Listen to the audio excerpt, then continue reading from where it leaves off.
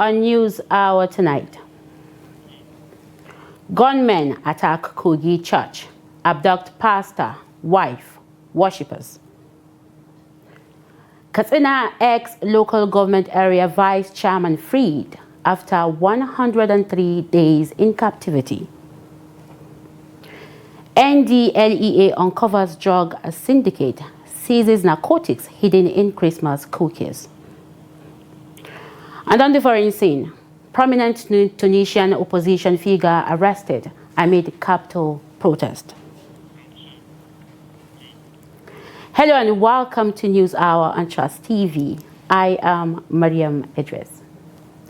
Now, a disturbing video has emerged from a Jigawa community in Jigawa West local government area of Kogi State, capturing the aftermath of a bandit attack on a Cherubim and Seraphim church during a Sunday morning service on November 30th, 2025. Eyewitnesses said the attackers stormed the church in the early hours, whisking away the pastor, popularly called Orlando, his wife, and several other worshippers, whose number is yet to be officially confirmed.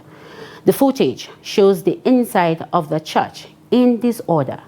Personal items such as Bibles, sleepers, and handbags were left scattered across the floor, evidence of the panic that erupted during the invasion. In the recording, a male voice narrates the frightening incident, appealing for urgent help from authorities and calling attention to the growing insecurity in the area. Residents of Jigawa say they are devastated by the attack, describing it as one of the most frightening incidents they have witnessed in recent months. Many communities members expressed fear over the increasing frequency of such raids. Local sources say the attackers may have taken advantage of the church's isolated location, a problem many rural communities continue to face. The Kogi State government has launched an aerial and ground security operation following the attack, with officials stating that efforts are underway to track the perpetrators and secure the safe return of the abducted worshippers. Now, armed bandits on Saturday night abducted a bride, her bridesmaids, and several well-wishers in Chacho village, Borno local government area of Sokoto State, disrupting preparations for a wedding scheduled for the following morning. The attackers reportedly invaded the community around midnight, firing sporadically before whisking away the victims. Women who had gathered to support the bride were among those taken. Now, the Sokoto's APC chairman, Isa Sadiq Achida, confirmed that villagers were abducted but could not verify whether the bride was among them or provide the exact numbers of victims. Efforts to reach the police public relations officer, DSP Ahmad Rufai, were unsuccessful. The incident comes just hours after a ransom of 4 million naira and a motorcycle was reportedly paid for the release of earlier kidnapping victims in Raba town, heightening concerns over escalating insecurity across Sokoto State. Chacho village, the hometown of the Sokoto State Commissioner for Special Duties, Shehu Alhaji Chacho, has emerged as the latest target in a series of kidnappings affecting surrounding communities. Residents say fear has become a constant companion following repeated attacks. A local resident, speaking anonymously, described the raid as heartbreaking, noting that women, children, and the elderly fled into nearby bushes as the gunmen operated freely without resistance. The bandits have not contacted the bride's family or community leaders with any demands, leaving relatives distressed and uncertain about the victims' fate. Authorities have yet to issue an official statement, while residents are pleading for urgent government intervention. Still on security matters, Parents of the abducted pupils and teachers of St. Mary Catholic schools in Niger State have accused the government of abandoning them as their children remain in captivity 8 days after the attack. More than 200 distressed parents gathered at the school premises on Saturday to register their names and those of their missing children. Many expressed frustration, saying neither state nor federal officials had visited or contacted them since the abduction. Bandits invaded St. Mary's Catholic School in Papiri, Aguara local government area on November 21st, kidnapping over 300 pupils and 12 teachers. About 50 pupils managed to escape after 2 days, but the majority are still with their captors. Despite repeated assurances from government authorities that special security teams have been deployed, parents say they have seen no concrete action.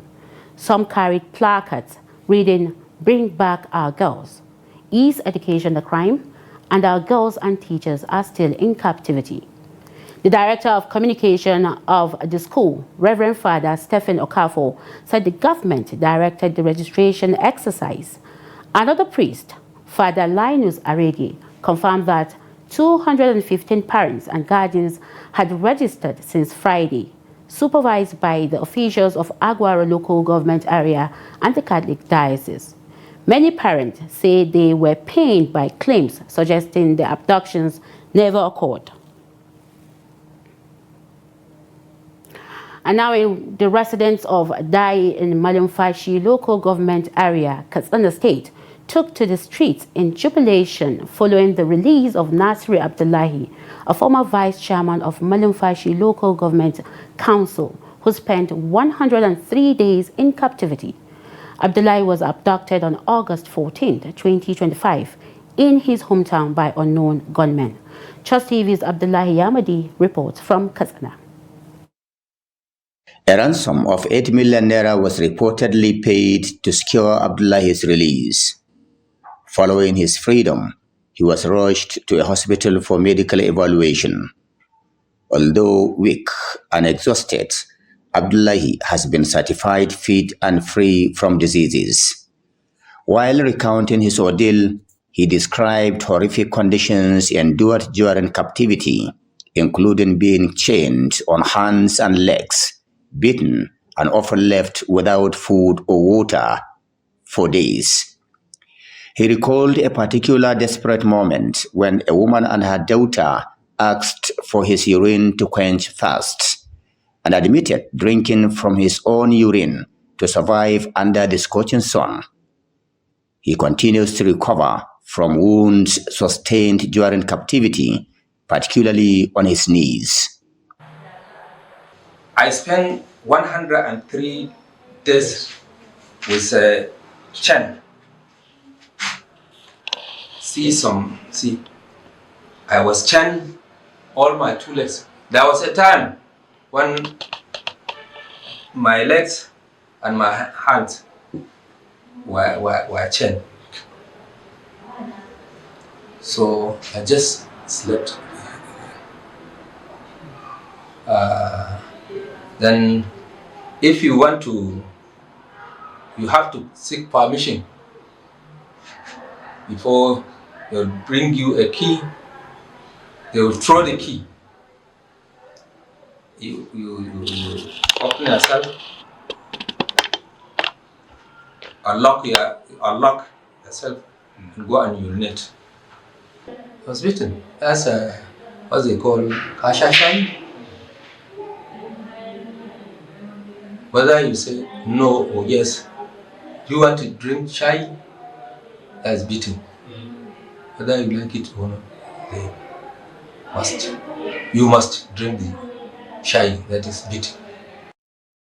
Abdullahi urged authorities to strengthen efforts to engage with bandit groups and communities, stressing that sustainable communication could help guarantee lasting peace.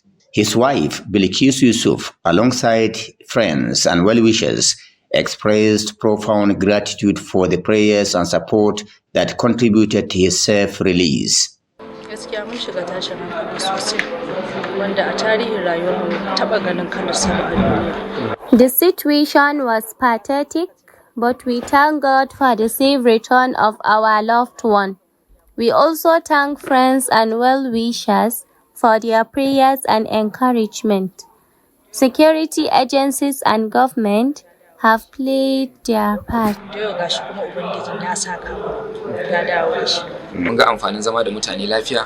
My father is a man of the people. Though he was absent, his community supported us. Today, we are happy and grateful.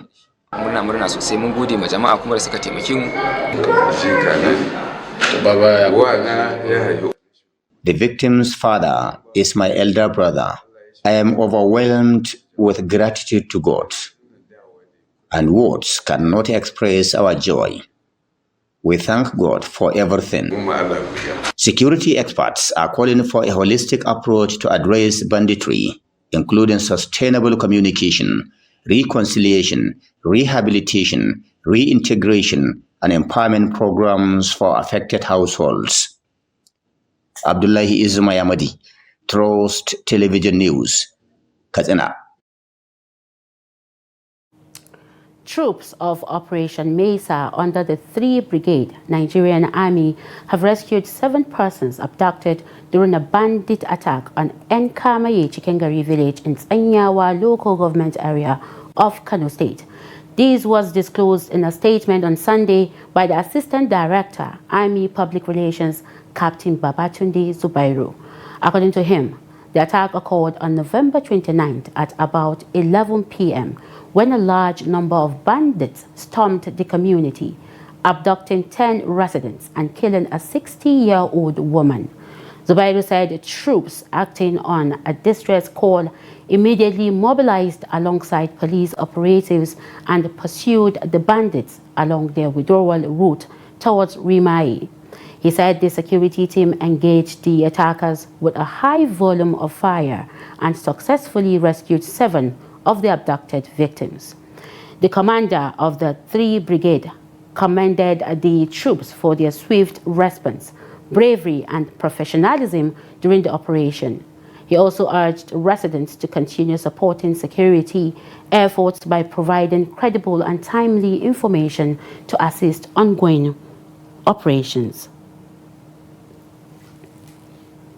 And in Taraba, troops of the 6th Brigade Nigerian Army have killed 4 armed militia members and recovered assorted weapons during an operation in Usman Village, Karim Lami, the local government area of the state. According to a statement issued on Sunday by Lieutenant Umar Muhammad, Acting Assistant Director, Army Public Relations, the operation was launched following credible intelligence on the renewed clashes between the Shomo and Wurkon communities over a long-standing land dispute. The violence had reportedly led to armed confrontations and burning of houses. The army said troops came under attack shortly after arriving in the area, triggering a brief firefight in which 4 militia members were neutralized. A sweep of the scene led to the recovery of 3 Dane guns, 1 fabricated AK-47 rifle, 25 rounds of 7.62 mm special ammunition, and 2 motorcycles. A police officer found operating alongside the armed militia was also arrested and is currently under investigation to determine his level of involvement.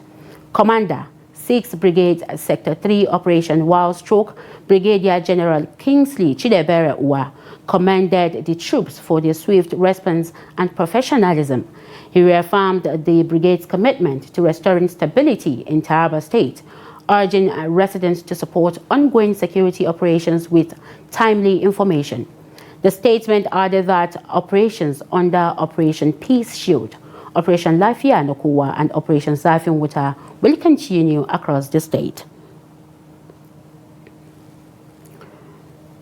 And troops of Operation Hatinkai have rescued 12 teenage girls abducted by Boko Haram ISWAP in Musa district, Askira Uba local government area of Borno State. The Nigerian Army confirmed that the girls aged 15 to 20 were kidnapped on November 23rd while working on family farmlands.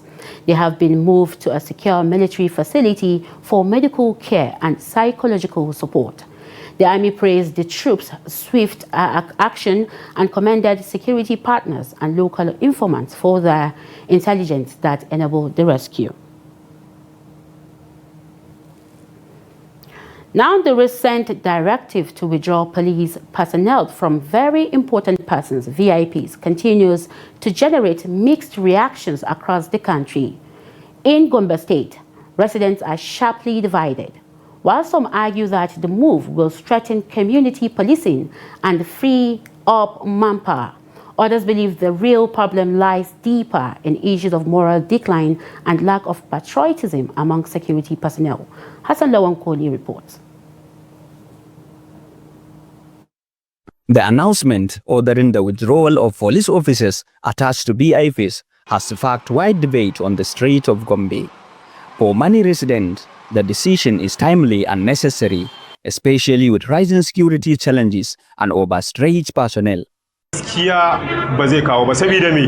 Instead of withdrawing them, the government should focus on training and equipping the police with modern tools. That is the real solution to crime fighting, not removing them from BIFs. To those who share this view, the challenge is not manpower deployment but capacity. They argue that with proper equipment, technology and welfare, the police can effectively secure both citizens and BIFs. But not everyone agrees. Another section of Gombe residents believes the withdrawal barely addresses the root cause of the country's security problems. Even if you buy all modern tools, without integrity and patriotism, nothing will change. The problem is moral decay. People are not committed to national service anymore. They say corruption, indiscipline, and weakened national values have eroded the effectiveness of the police force, making ethical reform just as important as operational changes. There must be a balance. Equip the police, yes, but also rebuild the ethics and commitment to duty. Both are necessary for a functional security system. As the debate continues, residents in Gombe and indeed across Nigeria await clarity on how the withdrawal of police from BIFs will impact general security. Whether the move will strengthen law enforcement or expose deeper structural issues remains to be seen. But the ongoing conversations in Gombe show that citizens are becoming increasingly aware of the complexities surrounding national policing. Hassan Lawan Koli, Trust TV News, Gombe. Moving on, operatives of the National Drug Law Enforcement Agency, NDLEA, have uncovered and dismantled a sophisticated social media-based drug distribution network in Lagos, arresting 2 masterminds and intercepting large consignments of illicit substances disguised as imported Christmas cookies and snacks.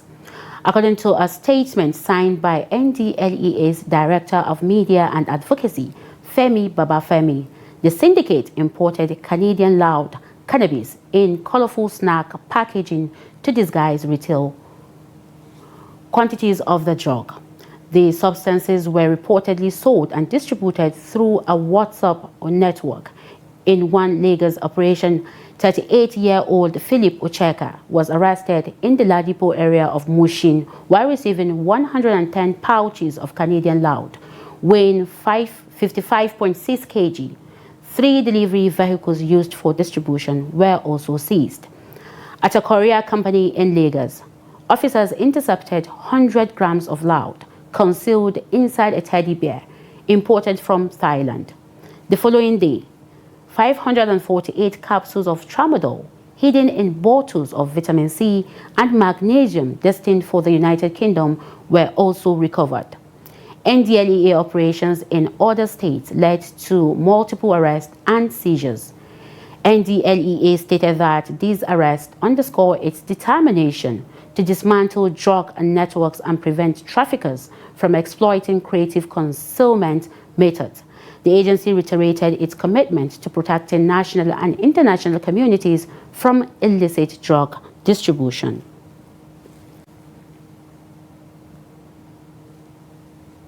Now, some polio survivors in Kaduna have abandoned street begging and turned to welding to support their families and contribute to the state's economic development. These survivors are not only earning a living, but are also training other physically challenged persons in welding skills, helping them leave the streets and become productive. This is the story of Isiaku Musa, who abandoned street begging to pursue skilled work and has since trained many physically challenged persons across Kaduna State. Trust TV's Bello Musa, who visited their workshop, reports that despite economic hardships and persistent stigma, they continue to thrive. Isiaku Zakari became physically challenged after surviving polio at a very young age. According to my mother, I was 9 months old when I became crippled due to the polio virus. She found me lying in bed with a fever, and unfortunately, there were no polio vaccines available at the time. He once depended on street begging to survive, but later abandoned it and enrolled as a welding apprentice despite social stigma. My first challenge came from other physical challenged individuals who mocked my choice of trade, asking why I chose to become a welder. I thank God that now I modify motorcycles for people with disabilities. Today, he has trained hundreds of physically challenged and non-disabled persons at the Rehabilitation Center workshop in Kaduna. I feel fulfilled because I am now independent, have trained many people, and pay school fees for my children. Another polio survivor, Haruna Muhammad, who also became crippled as a child, has been in the welding business for 24 years. He says stigma remains a major challenge. People often see us as inferior and are hesitant to patronize us. Except for a few, we have the brains and skills. We have trained many able-bodied individuals. We urge people to stop rejecting us and try us, and they will see the talent we possess. Although they receive support from members of the public, they are appealing for more patronage from government agencies and corporate organizations to help their business grow. We don't expect contracts from the government. What we want from the government and corporate organizations is for them to encourage contractors to patronize us. We produce a lot that government can buy from us. They produce iron doors, gates, chairs, tricycle and modified motorcycles for persons with disabilities. However, they lament that the rising cost of living, especially the continuous increase in the price of iron, is affecting their operations. Bello Musa, Trust TV News, Kaduna. The Muslim community in Jos, the Plateau State capital, on Friday held their 17th annual commemoration prayer for more than 4,700 victims of past crises in the area and across the state. The prayer session, which takes place every November 28, was held at the Jos Central Mosque and began with the recitation of the Holy Quran for the repose of those who lost their lives following the 2008 local government election violence. Ado Musa completes the report. The yearly gathering brings together religious leaders, families of victims, and community members who come to pray for divine mercy on all who die in the series of conflicts that have affected Plateau State over the last 2 decades. Community members recall that the crisis, which began in 2001, claimed thousands of lives, men, women, young people and the elderly across several local government areas. At a prayer session, community leaders described November 28 as a symbolic day set aside to honor the memory of those who died during the years of unrest. We lost our people. We lost so many of our people. If you come to this mosque at that time, you will not meet not less than 300 to 400 corpses here left. So when we calculate all the missing, all we lost, we decide not to do anything but to tell the Almighty Allah to pray for them. All those that left, we pray for them, for Allah's forgiveness. We have lost a lot of properties. We have wounded people who lie in the hospitals. We have those being arrested and prosecuted with no reason. Like for instance, here in Jos, I remember during the 2008 election, we have buried over 100 Muslims. The grave is there at Rousseau. If you go there, the grave is there. Many Muslims were buried. And I can also remember in Kuruk Arama, over 150 Muslims were drawn into the well. I was part of those that excavate those corpses. If you go, the record is there. Go and check Al Jazeera. They don't report that one of those that excavated all those Muslims in the world. So, and then the issue that there was genocide on Christian. It is not only Christians that were affected. Many Muslims were killed only because the Muslims don't talk. Leading the prayer, Madam Hamis Umaru said the session remains important for the healing of affected families and the state. Saboda mun ga masifu daban-daban wanda suka faru a baya. The community has witnessed many violent incidents over the years and pray for Allah's mercy on the departed. We pray for unity and lasting peace in the state. Development is impossible without peace among people of different ethnic and religious backgrounds. Plateau State has long grappled with ethno-religious tensions that have resulted in loss of lives and destruction of property. Authorities at both state and federal levels say efforts are ongoing to restore and sustain peace. Away from that, Governor Alex Oti of Abia State visited Mazi Nnamdi Kanu, the leader of the indigenous people of Biafra, IPOB, at the Sokoto Correctional Center, making a unified statement with the people of Sokoto in support of Kanu. This visit was confirmed by Kanu's special counsel, Aloy Ejimako, and Prince Emmanuel Kanu, who expressed gratitude for Oti's commitment to securing Kanu's release. Oti had previously stated that he was working on a diplomatic strategy to secure Kanu's freedom, which was sentenced to life imprisonment on terrorism-related charges. He emphasized that the conviction was not the end of the road and that he would continue to pursue Kanu's release through dialogue and diplomacy.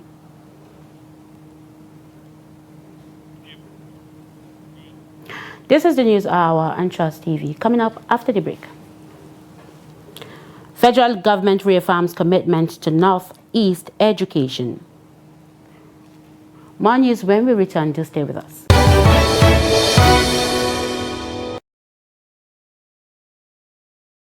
Welcome back. If you're just joining us, you're watching the News Hour on Trust TV. Now let's take a recap of our major stories again. Gunmen attack Kogi church, abduct pastor, wife, worshippers. Katsina ex-local government area vice chairman freed after 103 days in captivity. Now moving on to more stories. Vice President Kashim Shettima has reaffirmed the federal government's commitment to prioritizing education in the Northeast, despite Boko Haram's campaign against Western education. Speaking at the 50th anniversary of the University of Maiduguri and during the presentation of honorary awards, VP Shettima highlighted that the federal government has allocated 3.5 trillion naira to strengthen the education sector, Borno State Governor Babagana Zulum commended the university's contributions to national development and announced 220 scholarships for postgraduate students. It inspires that we turn our thoughts to the theme of this celebration: education, leadership, and national development. It is an invitation for us to reflect on the connection between what we learn and the nation we aspire to build. It calls us to rethink the boundary between the knowledge we acquire and the measure of progress we hope to achieve. In societies like ours, true development depends on our ability to understand the relationship between what we teach, how we live, and the collective vision we pursue as a people. Today, there is a shared national understanding that education is the most reliable vehicle for development. It is the immune system of the nation. It fuels economic mobility, lifts families out of poverty, strengthens social cohesion, deepens democratic culture, and fortifies national security. And that we will continue to support the university in every way. Yesterday, during my address remarks at the convocation ceremony, I announced I want to scholarship to 220 lecturers from the University of Kogi to pursue various doctorate degree programs. 100 of the candidates will have the opportunity to study abroad, while 100 of the candidates will have the opportunity to study within Nigeria. These 200 lecturers shall be indigenous of Borno State.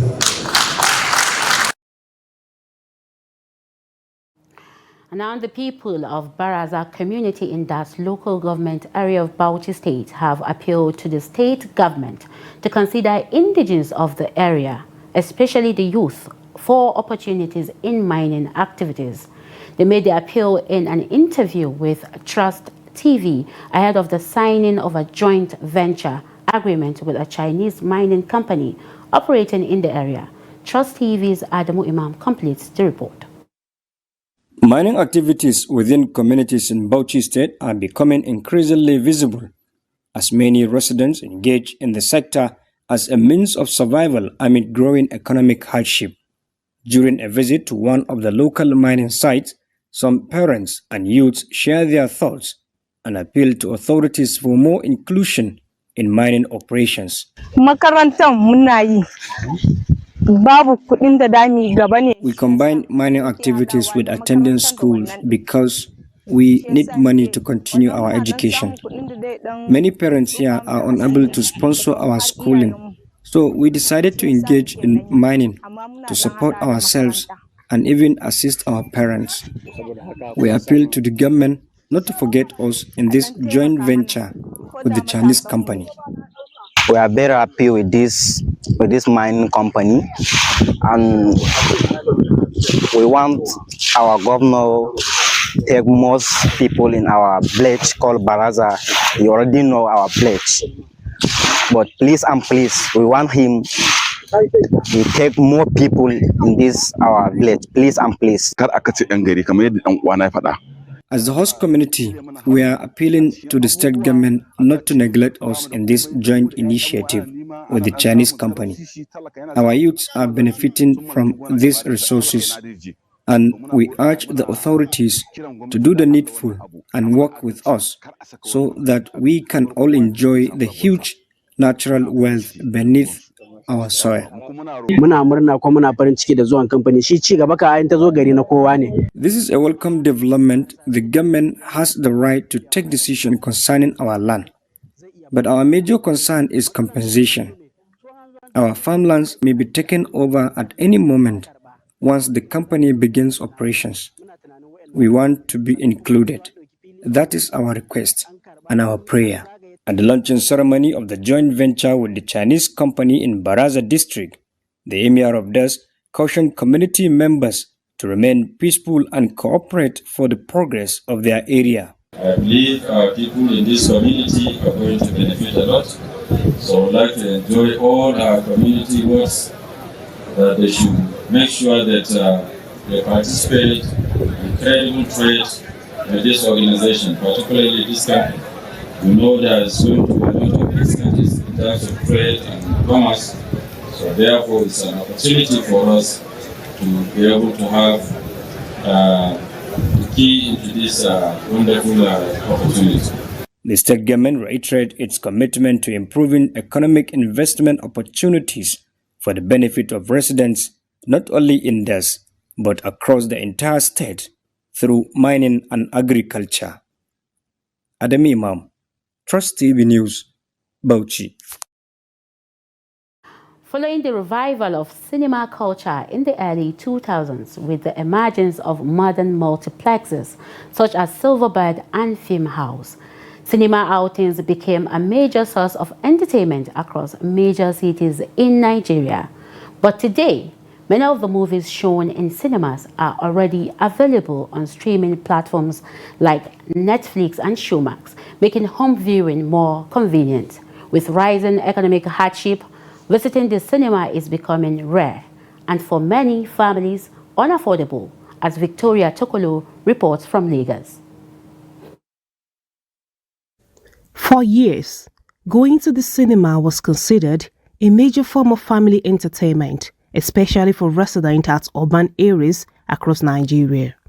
However, the culture of cinema going is now gradually declining instead of expanding. With the rise of streaming platforms such as Netflix, Showmax, and Amazon Prime Video, many Nigerians now prefer subscriptions they see as cheaper, more convenient, and accessible from home. Coupled with economic hardship and shrinking household budgets, families increasingly opt for watching movies in the comfort of their living rooms, rather than spending on tickets and refreshments at cinemas. At the Silverbird Cinema in Alausa Ikeja, Lagos, operators who declined to speak on camera confirmed that economic inflation is one of the major reasons patronage has dropped. They noted that weekday visits have drastically decreased, adding that it is only on weekends that the cinema comes alive again. The situation in this country now is insecurity, and this is also adds to that issues of not going to that places. Because nowhere is safe now. But as for me, I don't used to go to cinema. So instead of going to cinema, you have other stations to do or to use in your house. There are some other gadgets that you can use to watch movies, like all those Netflix or all of those. Really, going to the cinema is supposed to be like a leisure, with what we understand, but with the state of the economy and the way things are right now, it's more like a special occasion thing. It's more like a very special occasion thing. So it's not every day we only go to the cinema once a while. The love of going to cinema is special, kind of, yeah, because you relate with people, you enjoy the movie, just like when you are going for football show, you went to football this thing to watch football. So I prefer going to cinema, yeah, even because it's more interesting when you go to cinema. But when you think of this financial aspect, you're like, why will I go and spend that much while I know I can easily just get this thing at the tip of my finger and give to my children, give to myself at the comfort of my home? But personally, I think I love it. I love going out to ease stress, because when you think of what is happening in this country, I know we don't have to walk same way with what is happening in this country. For nowadays, we have so many movies on the phone, Sometimes all this cinema thing, later on it's been downloaded on the phone. So I find it not as I find it not easy, but I just do not feel like entry. But I know cinema is good, but I don't just have the time. That's just it. As technology continues to expand through new and accessible streaming platforms, cinema attendance is expected to keep declining. Meanwhile, the Nigerian movie industry continues to grapple with rampant piracy, another major threat to its growth and sustainability. The People's Democratic Party has dismissed former Jigawa State Governor Sule Lamido's demand for the dissolution of its newly elected National Working Committee and the installation of a caretaker leadership. Lamido, who challenged the Ibadan National Convention in court, had issued a 10-day ultimatum for the party to resolve its internal crisis. But PDP spokesperson Ini Ememabong said Lamido's call contradicts the party's constitution and the ongoing court proceedings. Ememabong noted that multiple factions have secured different court rulings now before the Court of Appeal, and the PDP cannot set up a caretaker committee not recognized by its constitution. He added that reconciliation efforts are ongoing, but it is up to the aggrieved leaders to accept them.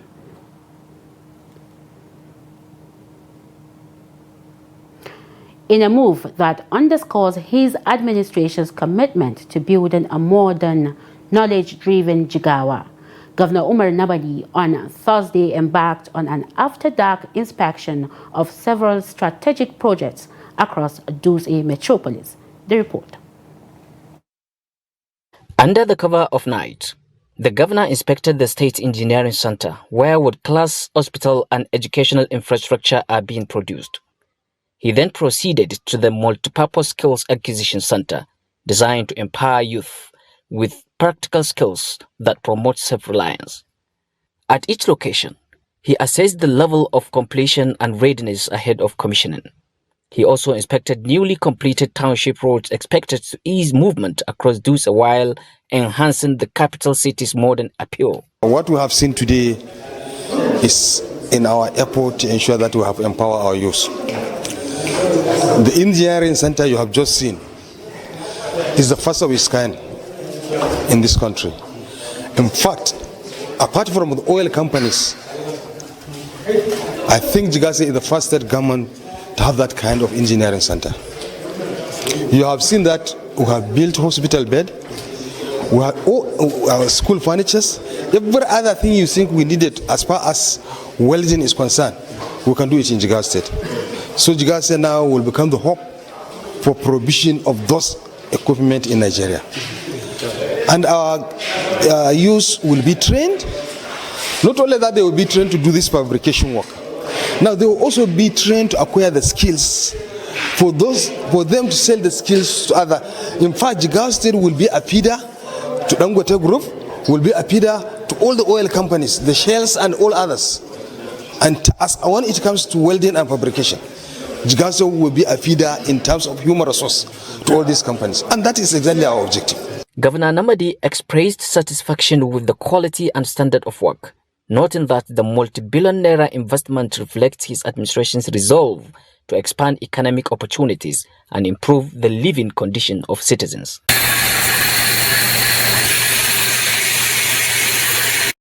With these flagship projects now completed and awaiting commissioning, Dutse is set for a significant transformation, one that is expected to boost economic activities and fast-track development across Jigawa State.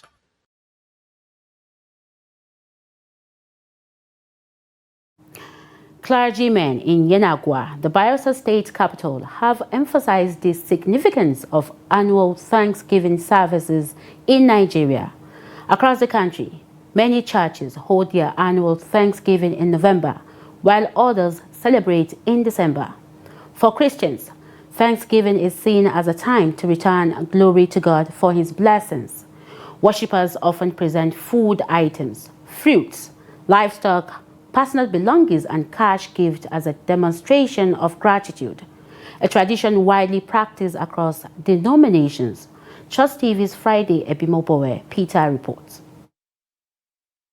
These are scenes of different families, men, women, and children offering cash gifts in appreciation to God. So we are here to thank you with the sum of 100,000 naira. And we are here to thank God with the sum of 30,000 naira. Praise the Lord. It's really possible for us to see this day. We are grateful to Him, and we want to thank God with the sum of 20,000 naira. Because this year has been a very wonderful and faithful year, that God has been so merciful. And I say, Father, to you alone be all the glory. Pastor Taye Akpowomano and Desmond Egbo described annual Thanksgiving as a meaningful way for Christians to express gratitude for God's provisions and protection. It's for us to thank God so that He can do more for us. I want to appreciate God for what He is, because He's the owner of our lives. If I'm giving thanks to God, I feel so joyful inside of me. If you are giving thanks to God, God will do more for you without sweat or struggle. Adding his voice, the senior pastor of Faith Victory Church, Yenagoa, Pastor Moses Etume, highlighted the spiritual and communal benefit of Thanksgiving. He urged Christians to embrace and sustain the culture of gratitude. Money can give you a quality bed, but money cannot give you a sleep. And many others like that God has done for us. So we appreciate Him. The essence of Thanksgiving is that we appreciate Him for those things in anticipation for the ones that He will do for us in the future. And also to appreciate Him for who He is, because He is God. Whether it was good or it was bad, He is God. When you thank God for who He is, He will manifest Himself on your behalf. When you thank God for what He has done, He will do what He has not done, even without your permission. Which you put on the attitude of gratitude. Many churches also decorate their auditoriums and altars to mark the celebration, creating a vibrant atmosphere of praise and thanksgiving. Friday, Ebimobowe Peter, Trust TV News, Yenagoa.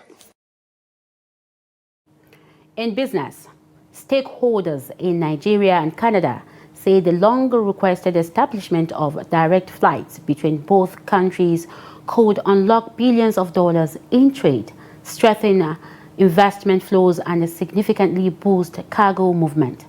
Their position was highlighted at the 3rd Annual Nigeria-Canada Business Association (NCBA) Business Roundtable held on Thursday, where diplomats, private sector leaders, and trade experts examined pathways for deepening bilateral economic ties. Although both governments announced a code-sharing arrangement in March 2025 to improve aviation efficiency, the agreement does not amount to direct air service. At the time, the Special Advisor on Digital Media to the Minister of Aviation and Aerospace Development, Benga Saka, said discussions remained preliminary and would require the designation of airlines by both governments. Speaking at the forum, the Deputy High Commissioner of Canada to Nigeria, Carlos Rojas Arbulu, said enhanced air services, especially the pending direct flights agreement, are essential to expanding trade and easing mobility between the two countries. He clarified that the current code-sharing system falls short of the long-term need for true direct connectivity. Rojas Arbulu added that while carriers such as Airpace, Air Canada, or Air Transat may be interested, approval depends on commercial viability, security considerations, and regulatory alignment. Also speaking, Akinwale Alao, partner, tax regulatory and people service at KPMG Nigeria, advised Canadian investors to prepare for Nigeria's wide-ranging tax reforms set to take effect on January 1st, 2026. And on the foreign scene, police in Tunisia have arrested a leading opposition figure, Chaima Issa, during a protest in the capital on Saturday. Her arrest comes just a day after an appeal court issued prison sentences of up to 45 years to a group of opposition leaders, businessmen, and lawyers. In a ruling widely seen as evidence of President Kais Saied's increasingly authoritarian rule, they were convicted of conspiring to overthrow him. Moments before she was detained, Issa and two other convicted politicians urged the country's fragmented opposition to unite and intensify demonstrations against Saied. Issa, who received a 20-year prison sentence, has dismissed the charges as unjust and politically motivated. President Saied seized sweeping powers in July 2021, suspending parliament and expanding executive authority to rule by decree. Since then, dozens of his critics have been jailed. Said insists his actions are lawful and necessary to end years of chaos and corruption. And in sport, the Nigeria Tennis Federation's 38th Dala Hard Court Tennis Championship has come to a thrilling finish in Kano. Trust TV's Abdulaziz Ibrahim reports. Defending champion Kanis Abwa once again proved why he remains the man to beat. The Nigeria Davis Cup team member defeated first-time finalist Lucky Danjuma in straight sets 6-2, 6-3. I feel very happy because it was on my mind to come and just play and just to try my best to defend the title. But when I got to the semi-final, I was like, oh, I can also do it again. So I just played, did my best, and saw the outcome. For Lucky Danjuma, reaching the final was a major career milestone, despite falling short against a more experienced opponent. Honestly, it feels so amazing because this is my first time playing in the finals, and honestly, it was tough. And you know, the pressure from the fans, everyone was expecting me to win, and but it was tough, honestly, because he's a good player.